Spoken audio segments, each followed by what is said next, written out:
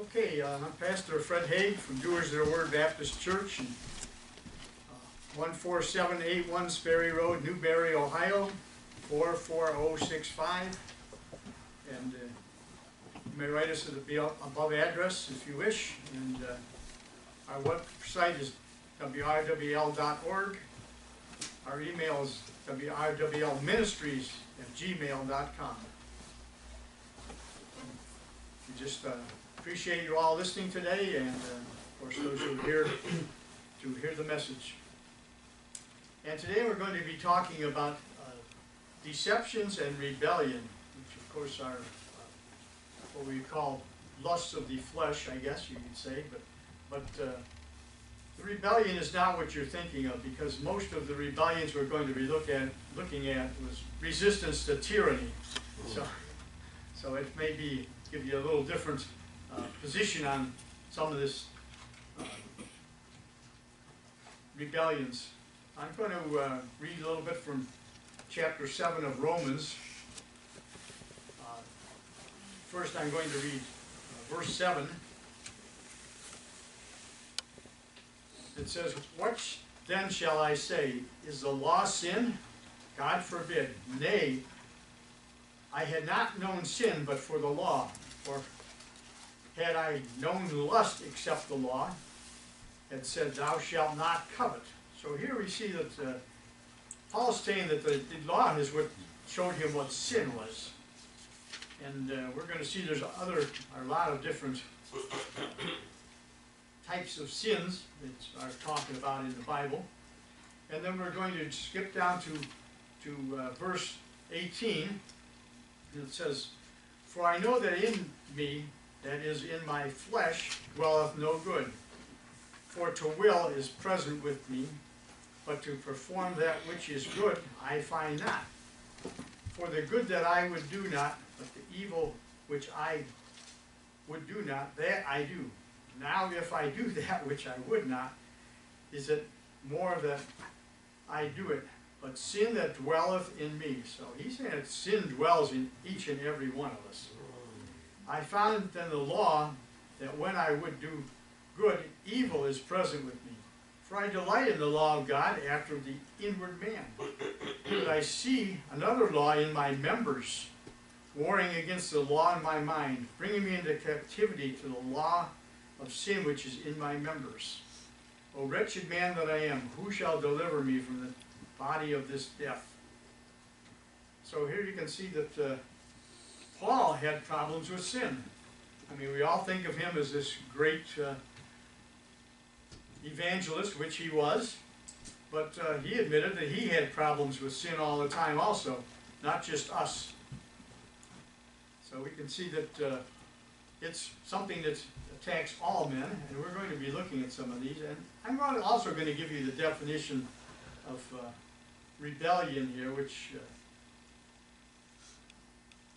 I have in 1 Peter 2.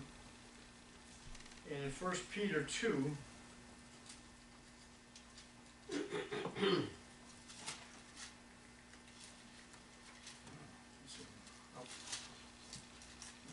in the wrong place. Got it in John instead of Peter.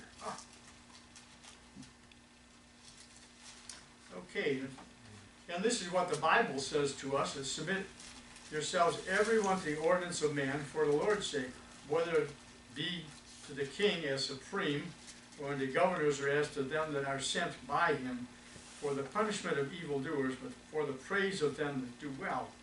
Well, the thing is, this is not talking about just every ordinance of man, because you can see there's things like Sharia law. There was the way the Nazis treated people. There's been all kinds of evil done by leaders over the years. It's nothing uncommon for, I mean, there's like Herod, he wanted to kill Jesus. Marx, who gave us communism and socialism. Hitler, Stalin, Pot Paul. You can see that all these evil people have been out there over the years. And of course, our founding fathers, when we were before the revolution, were saying that resistance to tyranny was obedience to God. And so you can see that the type of rebellion we're going to be talking about today is resistance to tyranny and obedience to God. And we're going to start with Abraham first, way back in Genesis 12. And Abraham had a little problem. We'll see it's also passed down to his son. We'll see that. And in Genesis 12, verses 10 to 20, it talks about this sin that he had. And verse 10 says, "And there was a famine in the land, and Abram went down into Egypt to sojourn there, for the famine was grievous in the land." So basically they were starving to death up there in Canaan, where they were at that time. "And it came to pass, when he was come near to enter Egypt, and he said unto Sarai his wife, Behold now, I know that thou art a fair woman to look upon. Therefore it shall come to pass, when the Egyptians shall see thee, and they shall say, Is this his wife? And they will kill me, but they will save thee alive." So he was afraid that to steal his wife, they would kill him. So fear is one of these things that he had, which is a major problem in his life. And let's go on here. In 13 it says, "Say, I pray thee, that thou art my sister, that it may be well with me for thy sake, and my soul shall live because of thee." So he's willing to trade his wife for his life. "And it came to pass that when Abram came into Egypt, and the Egyptians beheld a woman, that she was very fair, the princes also of Pharaoh saw her, and commended her before Pharaoh, and the woman was taken to the Pharaoh's house, and he entreated Abram well for her sake. And he had sheep and oxen and asses and manservants and maidservants and camels, she-asses and camels." So he was giving him all this stuff for his wife, basically. "And the Lord plagued Pharaoh and his house with great plagues, because Sarai, Abraham's wife. And Pharaoh called Abram and said, What is this that thou hast done unto me? Why didst thou not tell me that she was thy wife? Why saidst thou, She is my sister? So I might have taken her to me to wife. Now therefore, behold thy wife, and take her, and go thy way. And Pharaoh commanded his men concerning him, and they sent him away, and his wife, and all that he had." So here you can see he had this problem of fear, and we'll see later that his wife was his half-sister, so they were not lying about that, but it was deception at least. And then we're going to look in Genesis 20 also, where the same problem arose again. Is that when a pagan leader rebukes? Well, it seemed like some of these pagan people had more integrity than Abraham had, which is not good. Okay, the next place is in Genesis 20, and we're going to be reading 1 to 15 here. "And Abram journeyed from thence toward the south country, and dwelt between Kadesh and Shur, and sojourned in Gerar. And Abraham said to Sarah his wife, She is my sister. Abimelech the king of Gerar took Sarah. But God came to Abimelech in the dream at night, and said, Behold, thou art but a dead man, for the woman which thou hast taken is a man's wife. And Abimelech had not come near her, and said, Lord, wilt thou slay also a righteous nation? So here he had, like I say, more integrity than Abram had. Said he not unto me, She is my sister? And she even herself said, He is my brother. In the integrity of my heart, and in innocency of my hands have I done this. And the Lord said unto him in a dream, Yea, I know that thou didst this in thy integrity of thy heart. For I also withheld thee from sinning because of me, therefore suffered thee not to touch her. Now therefore restore this man his wife, for he is a prophet, he shall pray for thee, and thou shalt live. If thou restore her not, know that thou shalt surely die, thou and all that are thine. So there you can see that he says, well, if you don't do as I told you to do, you aren't going to make it. But then if we read over in verse 11, it says, and Abraham said, because I thought surely the fear of God is not in this place, that they will slay me for my wife's sake.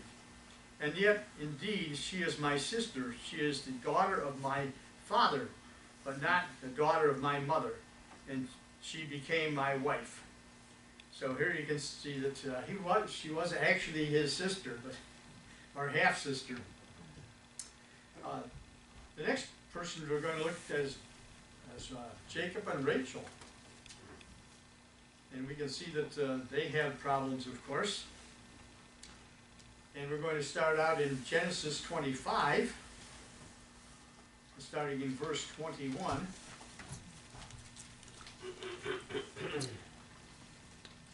And Isaac entreated the Lord for his wife, saying, she is barren. And the Lord was entreated of him, and Rebekah his wife conceived. Now, up until this time, if you remember, it's a long story, but Isaac sent his servant back to Midian to get a wife, and his servant found Rebekah for him, or Rachel for him, and Rebekah, sorry. And she came back there, but she was barren after that. So anyway, the Lord finally gave her children, and she had twins. And it says, the children struggled together within her, and she said, if it be so, why am I thus? And she went to inquire of the Lord. And the Lord said unto her, 2 nations are in thy womb, and 2 manners of people shall be separated from thy bowels. And one people shall be stronger than the other, and the elder shall serve the younger. And when her days to be delivered were fulfilled, behold, there were twins in her womb. And the first one came out red all over like a hairy garment. And they called his name Esau. And after that came his brother out. His hand took hold of Esau's heel, and his name was called Jacob. And Isaac was 80 years old when she bare them. And the boys grew, and Esau was a cunning hunter, a man of the field, and Jacob was a plain man, dwelling in tents. And Isaac loved Esau, and he did eat his venison, and Rebekah loved Jacob. So here you have a real family situation here, where the father loves one son more, and the mother loves the other son more. And Jacob sod pottage, and Esau came from the field, and he was faint. And Esau said to Jacob, feed me, I pray thee, with the same red pottage, for I am faint. Therefore his name called Edom. And Jacob said, sell me this day thy birthright. And Esau said, behold, I am at the point to die. And what profit shall this birthright do me? And Jacob said, swear unto me this day. And he sware unto him, and he sold his birthright to Jacob. And Jacob gave Esau bread and pottage of lentils. And he did eat and drink, and rose up and went his way. Thus Esau despised his birthright. Now we're going to go over to see the end of the story here in chapter 27. Chapter 27, starting in verse 1. And Jacob takes Esau's blessing. I'm sure most of you have heard this story before. And it came to pass, when Isaac was old and his eyes were dim so that he could not see, he called Esau his eldest son and said unto him, my son. And he said, behold, here am I. And he said, behold, now I am old. I know not the day of my death. Now therefore take, I pray thee, thy weapon and thy quiver and thy bow, and go out in the field and take some venison, and make a savory meat such as I love, and bring it to me, that I may eat. And that my soul may bless thee before I die. And Rebekah heard that Isaac spake to Esau his son, and Esau went to the field to hunt for venison and bring it in. And Rebekah spake unto Jacob her son, saying, Behold, I heard thy father speak unto Esau, saying, thy brother, saying, Bring me venison, and make me savory meat, that I may eat and bless thee before the Lord, before my death. Now therefore, my son, obey my voice according to that which I commanded thee. Go to the flock and fetch me from thence 2 good kids of a goat, and I will make them savory meat for thy father which he loveth. And thou shalt bring it to thy father, and he will eat, that he may bless thee before his death. And Jacob said unto Rebekah his mother, Behold, Esau my brother is a hairy man, and I am a smooth man. My father peradventure will feel me, and I shall seem to him as a deceiver, and I shall bring him a curse upon me, and not a blessing. And his mother said unto him, Upon me be thy curse, my son, only obey my voice, and go fetch me them. And he went and fetched and brought to her his mother, and his mother made savory meat, such as his father loved. And Rebekah took the goodly raiment of her eldest son Esau, which were with her in the house, and put them on Jacob, her younger son. And she put skins of kids and goats on his arms, and upon the smooth of his neck. And she gave him savory meat and bread, which she prepared into the hands of her son Jacob. And he went unto his father and said, My father. And he said, Here I am. Who art thou, my son? And Jacob said to his father, I am Esau, thy firstborn. I have done according as thou badest me. Arise, I pray thee, sit and eat my venison, that thy soul might bless me. And Isaac said unto his son, How is it thou hast found it so quickly, my son? And he says, Because the Lord thy God brought it to me. And Isaac said unto Jacob, Come near, I pray thee, that I may feel thee, my son, whether thou be my very son Esau or not. And Jacob went near unto Isaac his father, and felt him, and said, The voice of Jacob's voice, but the hands are the hands of Esau. And he discerned him not, because his hands were hairy, and his brother Esau's hands. So he blessed him. And he said, Art thou my very son Esau? And he said, I am. And he said, Bring it near me, and I will eat of my son's venison, that my soul may bless thee. And he brought it near to him, and he did eat, and brought him wine, and he drank.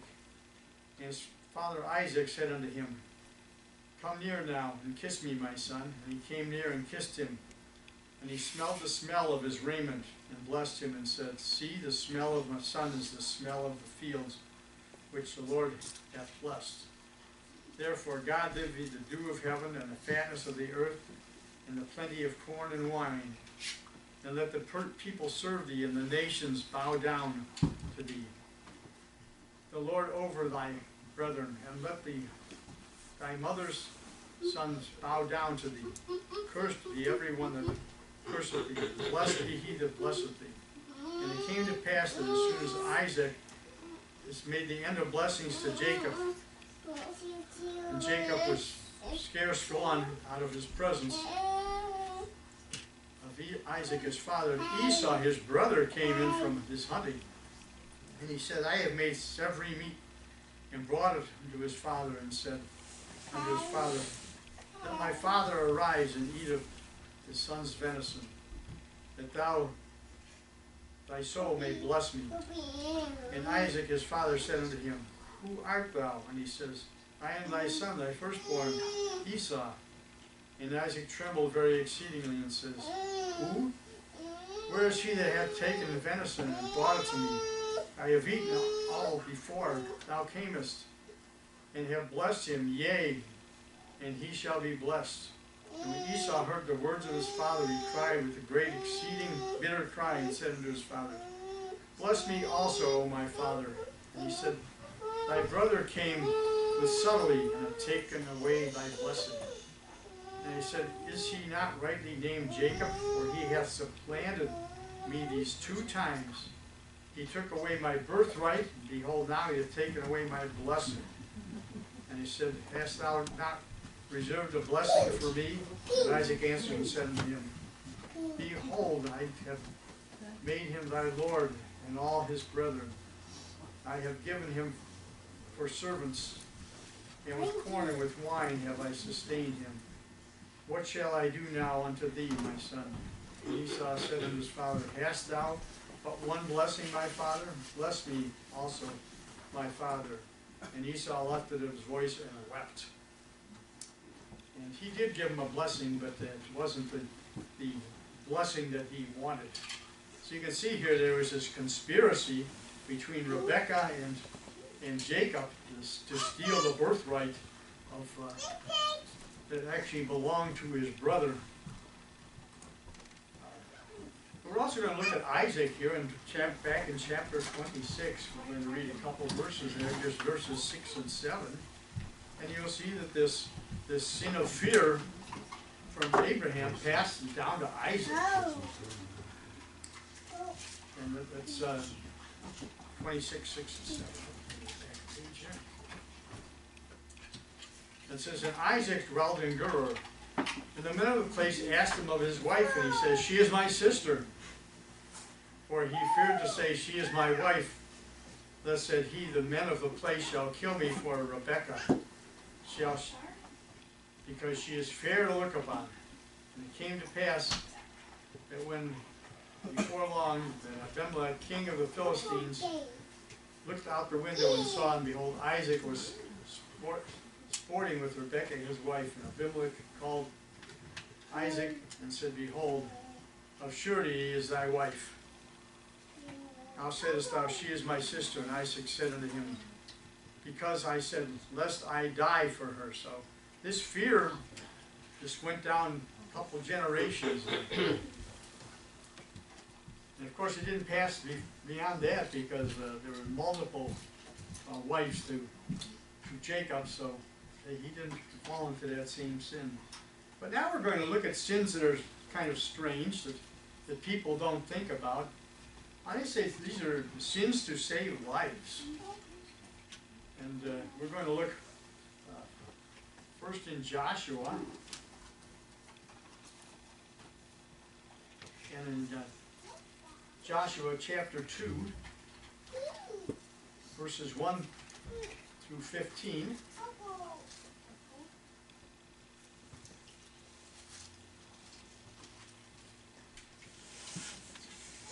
And Joshua the son of Nun sent out to Shittim 2 men to spy secretly, saying, go view the land, even Jericho.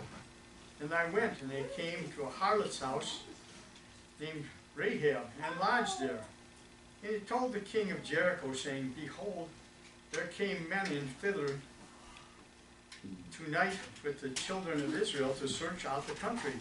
The king of Jericho sent unto Rahab, saying, bring forth the men that are come to thee, which have entered into thine house, for they shall search out of all the country. And the woman took the 2 men and hid them, and said thus, there came men to me, but I wist not whence they were. And it came to pass about the time of the shutting of the gate, when it was dark, that the men went out. Whether the men went, I knew what not. Pursue them quickly, for they shall overtake them.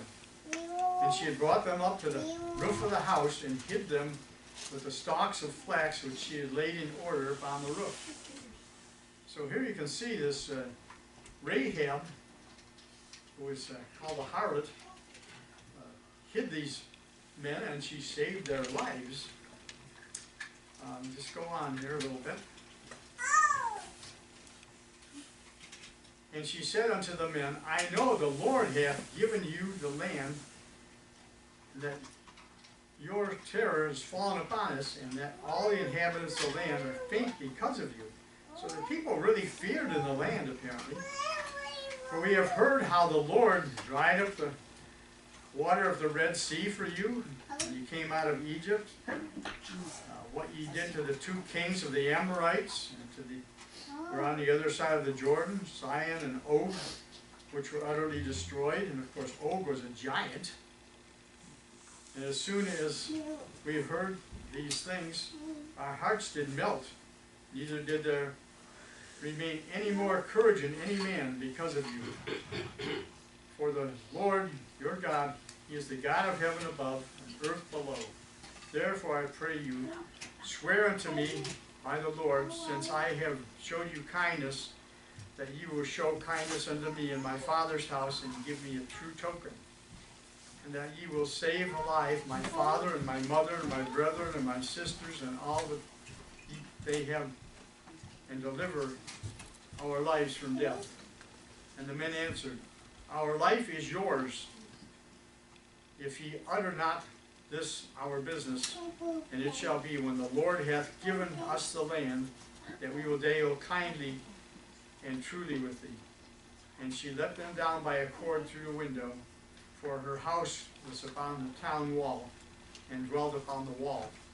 So, and they give her this red cord, which I suspect was the one that she let them down from the window with, because it talks about when they came back and the walls of Jericho fell, that she had this red cord that they would not destroy the people of her house. So that you can see here that she did this to save lives. And we're going to go back to Matthew 1 here for a second. Just a few verses here in Matthew. And you'll see that she's in the genealogy of Jesus. I'm just going to read the first 7 verses of Matthew 1. It says, the book of the generations of Jesus Christ, the son of David, the son of Abraham.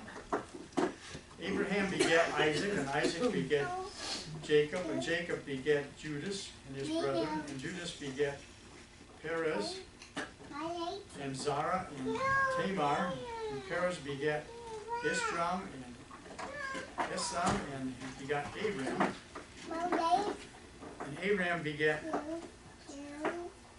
Abinadab, and Abinadab begat Nasam, and Nasam begat Solomon, and Solomon begat Boaz, Rahab, Boaz of Rahab. So here you can see that Rahab is here right in the genealogy, and Boaz begat Obed of Ruth, and Obed begat Jesse, and Jesse begat David the king, and David begat Solomon, and her that was the wife of Uriah. So you can see there's a number of women in Jesus' genealogy. The first one was Tamar, back here in verse 3. And then there's Rachel and Rahab and Ruth and Bathsheba, who was the wife of Uriah originally. So you can see that in Jesus' genealogy were all these women, and some had done what people consider evil, but of course people of faith seem to have just been immortalized in God's Word. I believe that they were saved. Of course, you know that Rachel was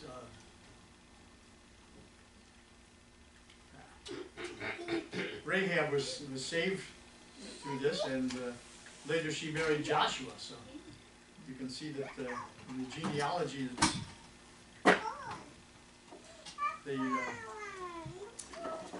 these people were prominent. Now we're going to look at a couple other ones here in the book of Judges.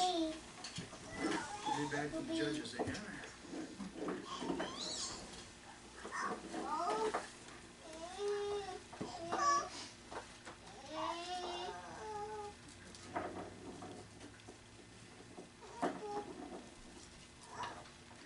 There's a couple of places we're going to look here in Judges where you see the same thing happening.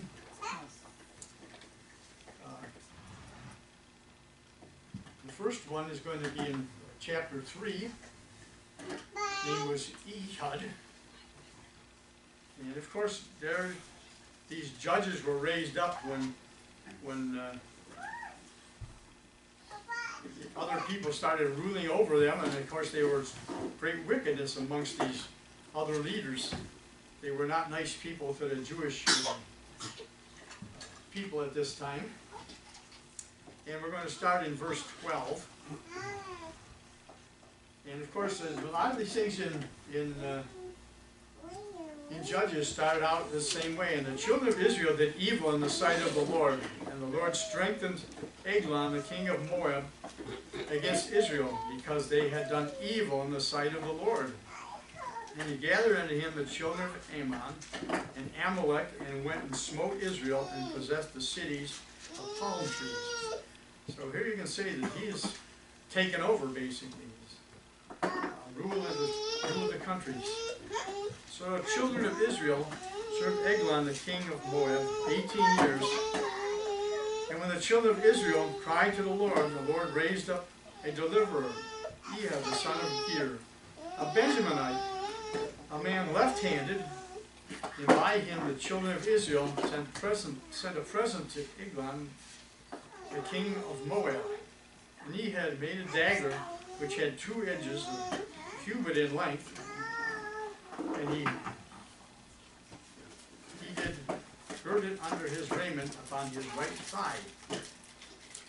And he brought the present to Eglon, king of Moab, and Eglon was very fat now.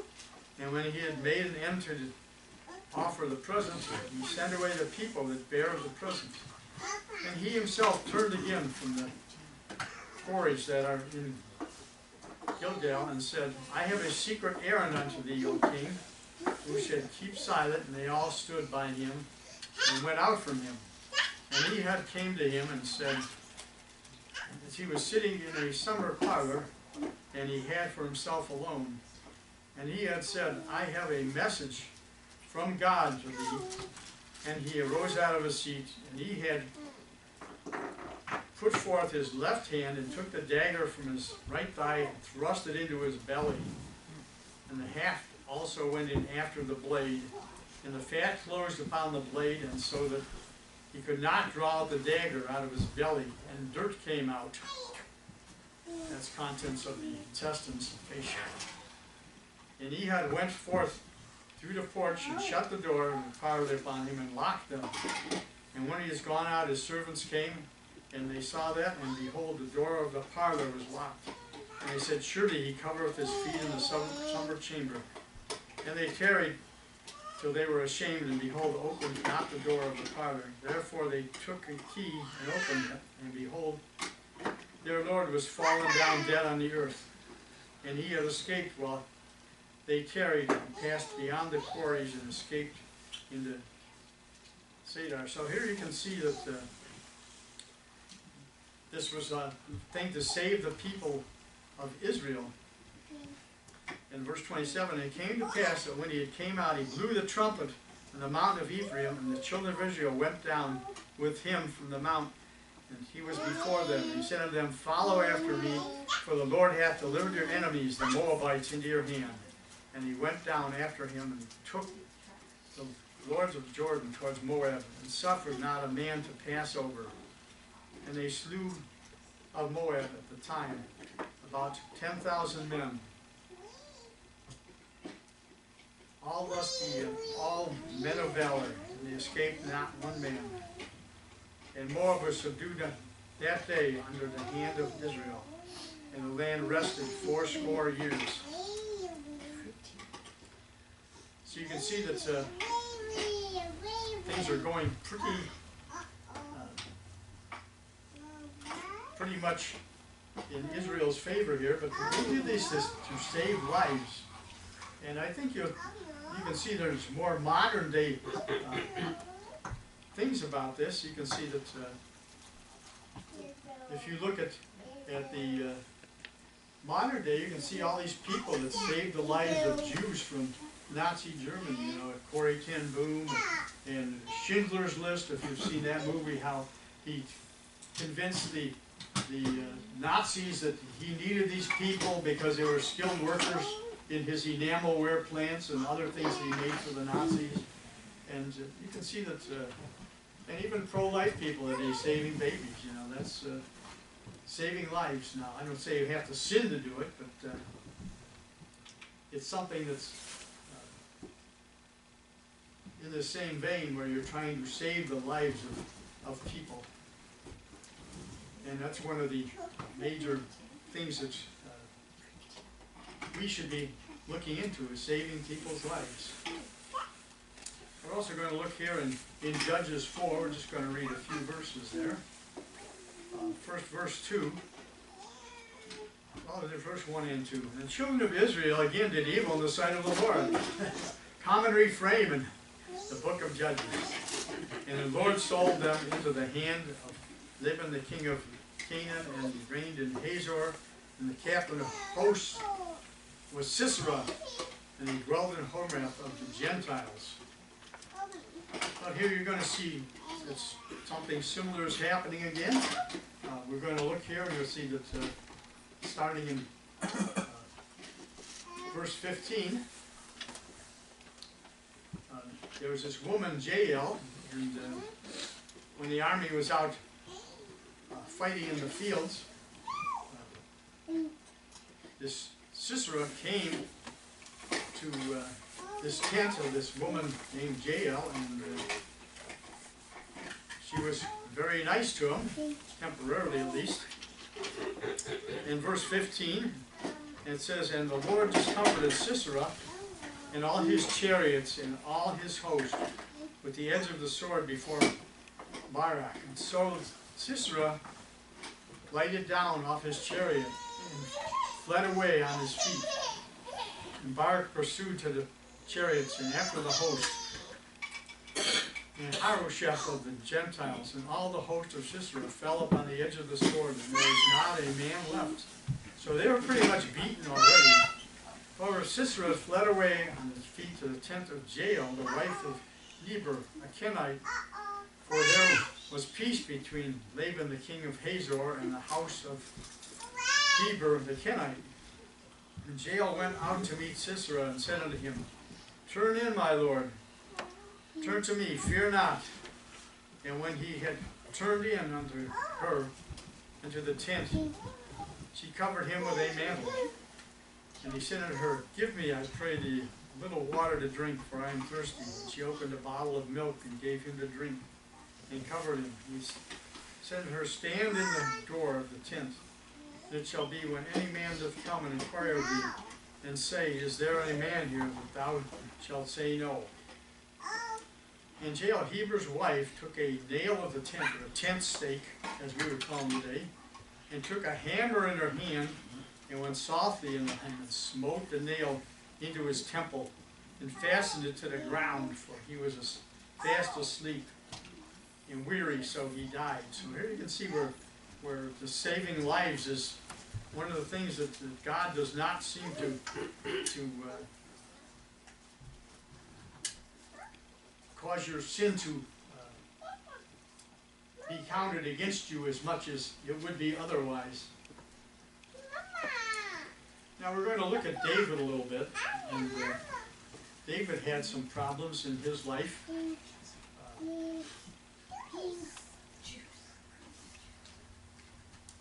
And first we're going to look at 1 Samuel 21. In 1 Samuel 21, David feigns madness. Let's see, why would he do that?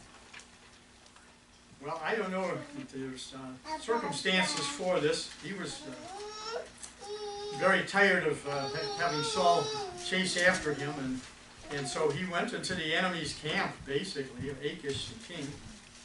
And in verse 10 it says, and David arose and fled that day for the fear of Saul, and went to Achish the king of Gath. And the servants of Achish said unto him, is not this David the king of the land? And did they not sing to another of him in dances, saying, Saul has slain his thousands, and David his 10,000s? And David laid up these words in his heart, and was sore afraid of Achish, the king of Gath. And he changed his behavior before them, and feigned himself mad in their hands, and scrabbled on the door of the gate, and let the spittle fall down upon his beard. And then said Achish unto his servants, Lo, see, this man is mad. Therefore then have ye brought him to me. Have I need of madmen that have brought this fellow to play? And the madman in the presence? Shall this fellow come into my house? Yes. Therefore David departed thence, and escaped to the cave of Adullam, and said unto his brethren, and all of the father's house heard it, they went down thither to him. So his followers came to him when he had escaped from so this is David's, one of his ruses or deceptions to help him escape things. Now another place we're going to look is in 1 Samuel 27.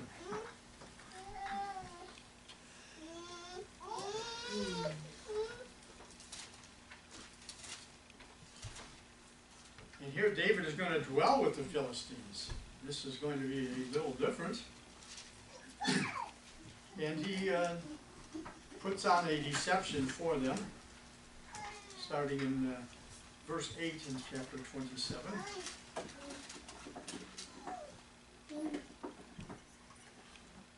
And David and his men went up and invaded the Gershurites and the Gizites and the Amalekites, for those nations were of old inhabitants of the land, as thou goest to shoot even the land of Egypt.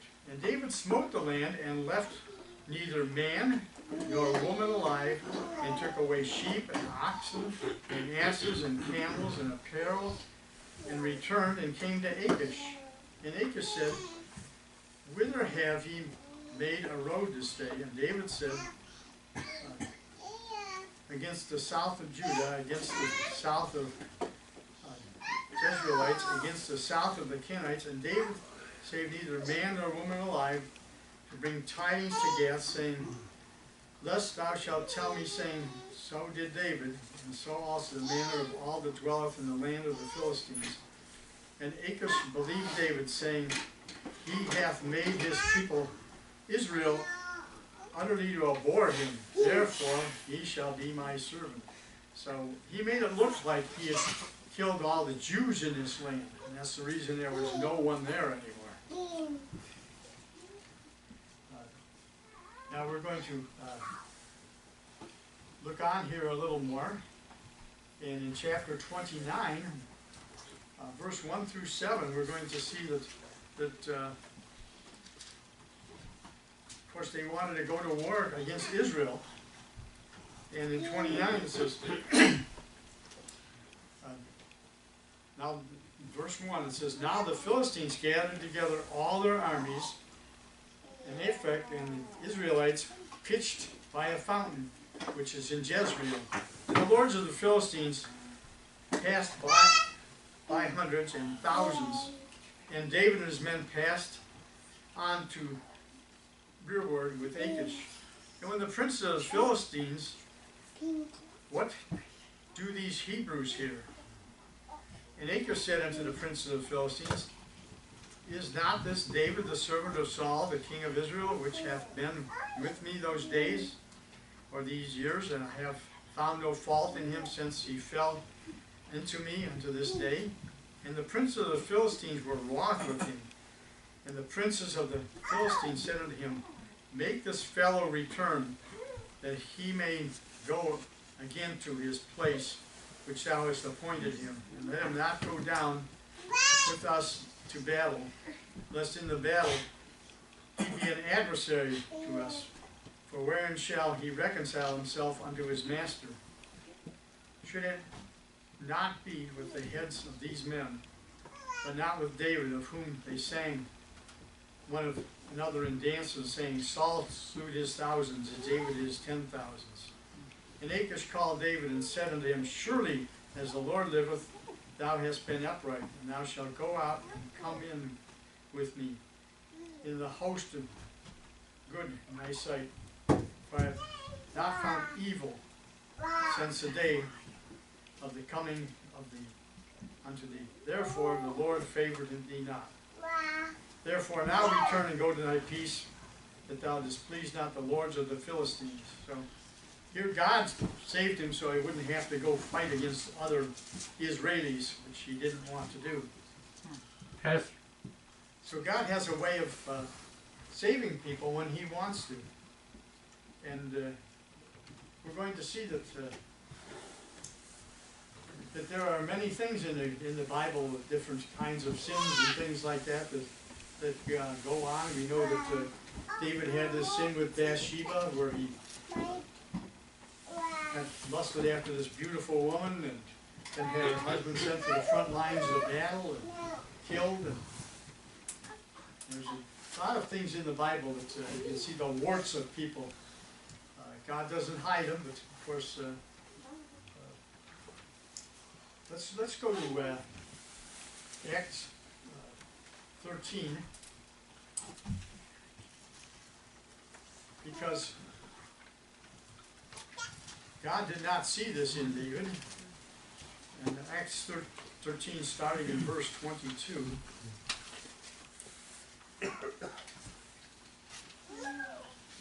And it starts talking about Saul, and says, and when he removed him, he raised up to them David, the king, to whom he gave testimonies, and said, I have found David, the son of Jesse, a man after mine own heart, which will fulfill all my will. So, for some reason, God believed David was a man after his own heart, even though he had all these warts and sins in his past, but he was always willing to go and ask for forgiveness for his sins. And it says, of this man's seed hath God accorded to his promise raised up Israel as Savior, Jesus. So here you can see that God raised up Jesus, the seed of David.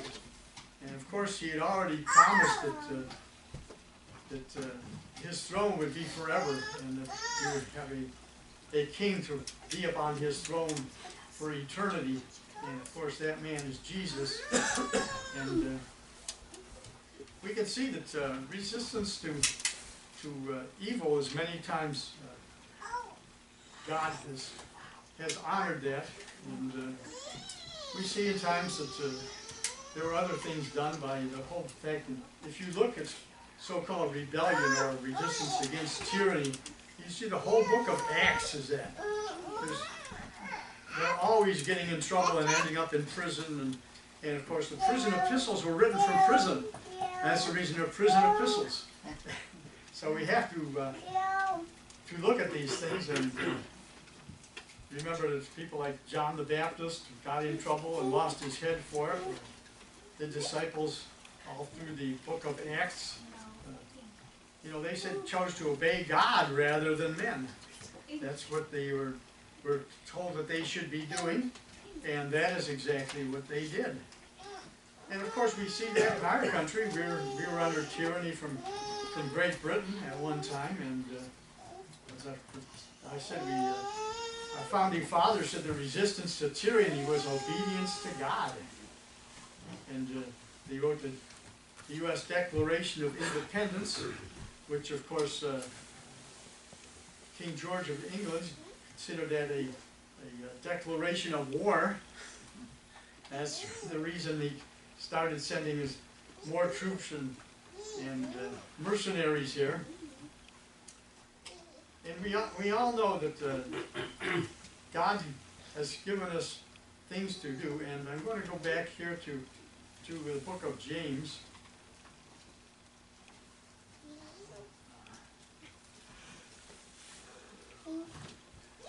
And James tells it like it is. James is always... Yes. Yes. In the book of James, flip through it here to get to it because I didn't mark it. And in James 1, it talks about sin.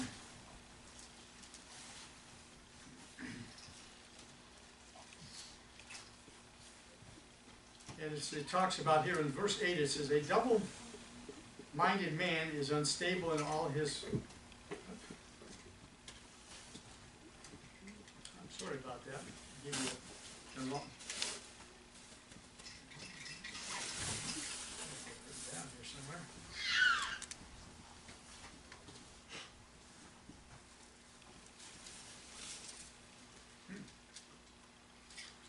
I was thinking it's James 1, 8 and 9, but apparently it isn't. Where God says that if a man says he has no sin, he's fooling himself, basically. But if we ask for forgiveness for our sins, he is faithful and just to forgive us our sins.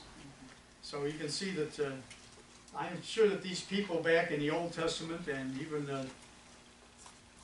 in the New Testament where you see about people doing things and the tyranny that we fought against our own country, we just have to pray for forgiveness for our sins, and God says He's faithful and just to forgive us our sins.